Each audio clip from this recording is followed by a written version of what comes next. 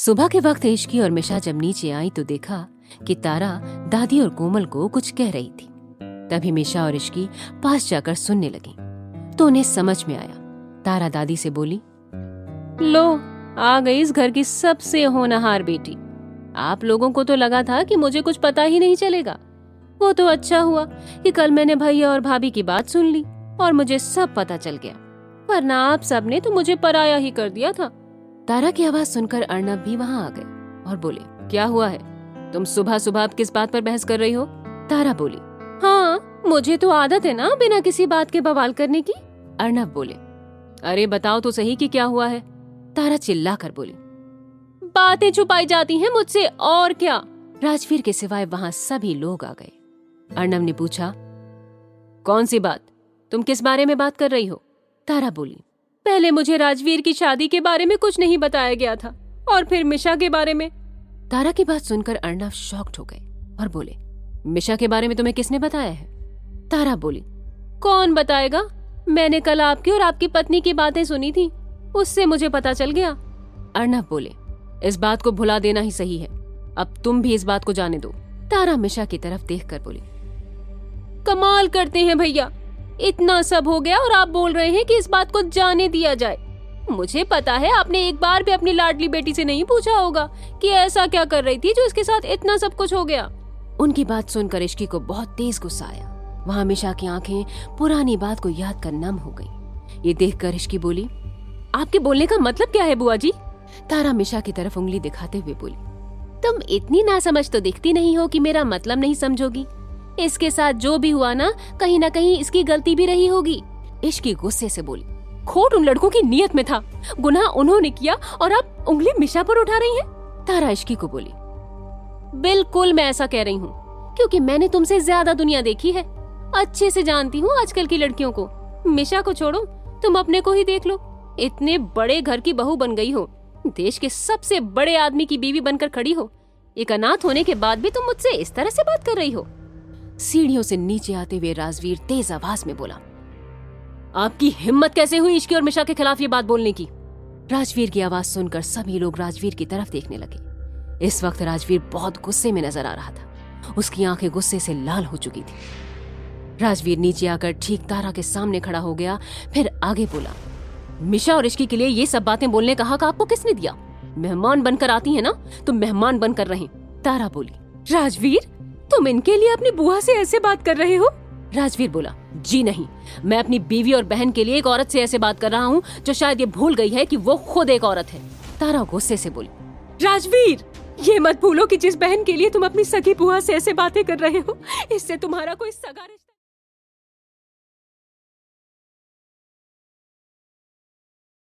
नहीं है। दादी चिल्लाते हुए बोली, अब तुम बस भी करो, ये क्या फालतू की बातें बोले जा रही हो? तारा बोली, मैं सच ही तो बोल रही हूँ, आप लोग शायद भूल सकते हैं लेकिन मैं नहीं भूली। नाली के पानी को अगर बोतल में बंद करके गंगा जल पर भी रखा जाए फिर भी वो पानी कभी साफ और पवित्र नहीं होता है। उसी तरह ये लड़की भी मलिन हो चुकी है, इसका चरित्र कभी साफ नहीं हो सकता है।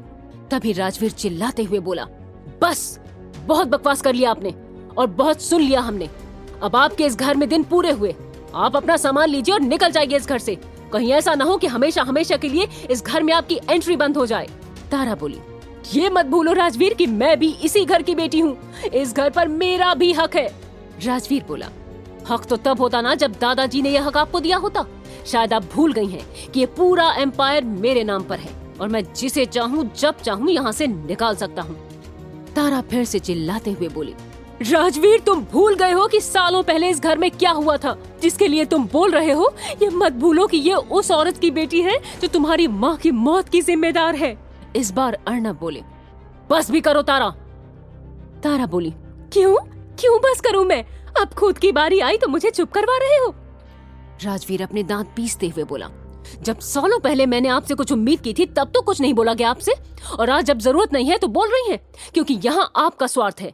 अब अगर आप 10 मिनट के अंदर इस घर से नहीं गई तो जिस पति के पैसे पर आप इतना उछल रही हैं ना, 10 मिनट में मैं उस पैसे को मिट्टी में मिला दूंगा और इसकी शुरुआत भी हो चुकी है। अगर शक है तो नेट पर अपनी कंपनी के शेयर प्राइस देख लीजिए, 10 मिनट के अंदर अंदर मिट्टी के दाम हो जाएगा। राजवीर की ये बात सुनकर सभी लोग शॉक्ड हो गए। तारा बोली, राजवीर, तुम ऐसा नहीं कर सकते। राजवीर बोला, मैं ऐसा कर रहा हूँ और जितना टाइम आप मुझसे बात करने में वेस्ट करोगी उतनी ज्यादा आपकी कंपनी की प्राइस गिरती जाएगी। तो अच्छा यही होगा कि आप अपना सामान लें और यहाँ से निकल जाएं। तारा कुछ बोलने ही वाली थी कि रोहित और मेघा उसके पास आ गए और उन्हें ले गए। सभी लोगों पर राजवीर को बहुत गुस्सा आ रहा था। राजवीर मिशा की तरफ देखने लगा, जिसकी आंखों में आंसू थे, क्योंकि आज उसकी वजह से कोमल को भी बहुत कुछ सुनना पड़ा था। मिशा चुपचाप अपने रूम में चली गई। इश्की भी उसके पीछे चली गई। राजवीर कुछ सोचते हुए अपने रूम में चला गया। कोमल बोली, ये सब मेरी वजह से हुआ है। मुझे नहीं पता था कि जीजी मुझसे इतनी नाराज है। अर्णव बोले, तुम्हारी कोई गलती नहीं है कोमल। तारा ने यह सब जान कर किया था। उसे लगा था कि वो पुरानी बातें करेगी तो राजवीर उसकी बातों में आ जाएगा और वो जो चाहेगी वो हो जाएगा। कोमल बोली, हमें सभी को सच बता देना चाहिए।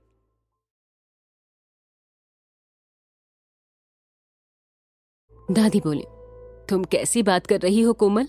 अब इन बातों का क्या मतलब है? अब उस सच से क्या हो जाएगा? जो होना था वो पहले ही हो चुका। कोमल रोते हुए बोली, माँ, सच से कम मेरी गिल्ट तो कम होगी। मेरी वजह से इस परिवार ने इतना सब झेला था। राजवीर का पूरा बचपन खत्म हो गया था। अर्णव बोले, तुम्हें क्या लगता है कोमल कि आज यूं अचानक हम सबको सच बता देंगे तो सब कुछ ठीक हो जाएगा? कोमल बोली, कम से कम हम राजवीर को तो बता सकते हैं ना। शायद उसकी जो आपसे नफरत और नाराजगी है वो खत्म हो जाए। अर्णव राजवीर के रूम की तरफ देखकर बोला, अगर राजवीर को सच जानना होता तो उसे सच जानने से कोई नहीं रोक सकता था। सच तो ये है कि वो खुद भी इससे भाग रहा है। इश्की मिशा के पीछे उसके रूम में गई। साथ ही साथ मेहर और रूही भी वहां आ गए और उन्होंने देखा कि मिशा बहुत रो रही थी। तो इश्की उसे चुप करवाते हुए बोली, मिशी, तू पागल हो गई है क्या? इन लोगों की वजह से रो रही है जिन्हें तेरी कोई परवाह नहीं है। अगर तेरी परवाह होती तो ये कभी तुझे और कोमल आंटी को ये सब नहीं बोलते। रूही मिशा को चुप करवाते हुए बोली, इश्की सही कह रही है मिशा, तो इतना क्यों सोच रही है? वो भी बुआ जी के लिए। उन्होंने कभी हमें अपना माना ही नहीं था। वो तो बस इस घर में अपना राज जमाना चाहती थी। मेहर भी गुस्से में बोला, लेकिन जो भी होती आज बुआ ने सारी हदें पार कर दी। अगर भाई नहीं आए होते तो मैं ही आज उन्हें इस घर से निकाल देता। इश्की बोली, तुम सभी इतना क्यों सोच रहे हो? वैसे भी उन्हें उनके किए की सजा मिल गई है। राजवीर ने उन्हें ऑलमोस्ट बर्बाद कर दिया है। मिशा रोते हुए बोली, लेकिन उन्होंने क्या गलत कहा इशी? गलती तो मेरी भी थी ना। अगर उस रात में उसके साथ नहीं गई होती तो ये सब नहीं होता। रूही मिशा को समझाते हुए बोली, बिल्कुल भी नहीं मिशा, तेरी कोई गलती नहीं है। आजकल तो लड़कियां अपने घर में भी सेफ नहीं होती। अपने घर में भी ये सब हो जाता है। अब तू अपने आप को दोष देना बंद कर और जिन्होंने ये सब किया है उन्हें इसकी सजा मिल चुकी है। अब पुरानी बातों को याद करके तू अपना आज और आने वाला कल क्यों खराब कर रही है?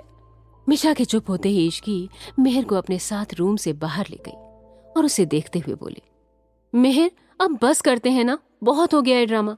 देख, सुबह से किसी ने कुछ नहीं खाया है। चल, हम किचन में चलकर कुछ बनाते हैं। अगर हम बनाएंगे तो उन्हें खाना ही पड़ेगा। मेहर ने इश्की से पूछा, तुम बनाओगी इश्की? इश्की ने जवाब दिया, हाँ। मेहर बोला, फिर तो बन गया खाना। इश्की अपनी एक आईब्रो उठाकर बोली, क्यों, तुम्हें लगता है कि मैं खाना नहीं बना सकती? मेहर बोला, लगता है? मुझे पूरा यकीन है कि तुम खाना नहीं बना सकती। इश्की बोली, हेलो, ये मत भूलो कि मैंने एक बार खाना बनाया था। मेहर बोला, हाँ, कैसे भूल सकता हूं मैं? उस दिन तुमने कितनी मेहनत की थी खाना बनाने में। लेकिन मैं तुम्हें बता दूं कि जैसी मेहनत तुमने उस दिन की थी वैसी मेहनत तुम आज नहीं कर सकती, क्योंकि सभी घर वाले आज दुखी हैं।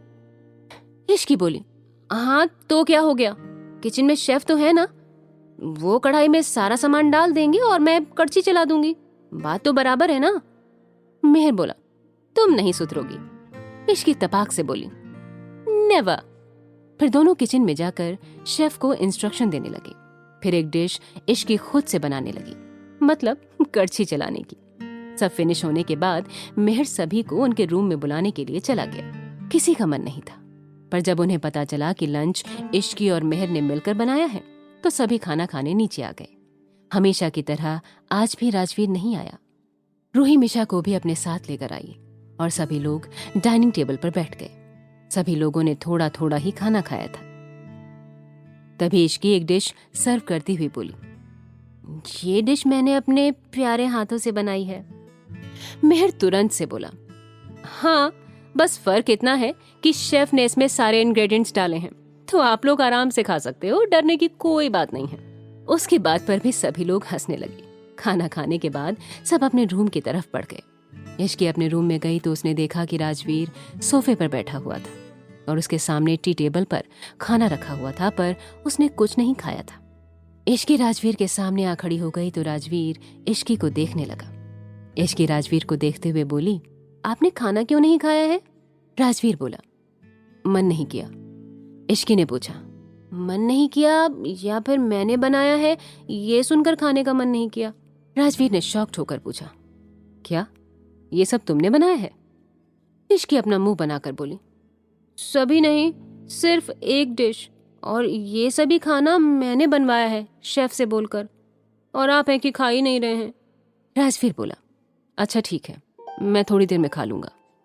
इश्की बोली, नहीं, अभी खाइए, मुझे पता है आपने सुबह से कुछ भी नहीं खाया था, इसलिए आप खाना खा लीजिए। अगर आपने नहीं खाया तो फिर मेरा गुस्सा कैसे झेलोगे आप, जो कुछ देर बाद मैं आप पर करने वाली हूँ?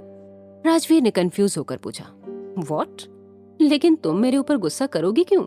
इश्की बोली, वो मैं आपको बाद में बताऊंगी, पहले आप खाना खा लीजिए। इस बार राजवीर ने थोड़ा सा खाना खाया। खाना खाने के बाद राजवीर ने फिर से पूछा, लो, खा लिया खाना मैंने, अब बताओ क्यों गुस्सा करना है तुम्हें? इश्की ने पूछा, कल क्या था? राजवीर बोला, कल तुम्हारा बर्थडे था। इश्की ने गुस्से से पूछा, हाँ तो बर्थडे पर गिफ्ट दिया जाता है, घर के सभी लोगों ने मुझे गिफ्ट दिया, लेकिन आपने मुझे कुछ भी नहीं दिया। मुंह दिखाए का गिफ्ट भी मुझे आपसे मांगना पड़ा, अब बर्थडे का गिफ्ट भी मांगना पड़ रहा है, क्यों?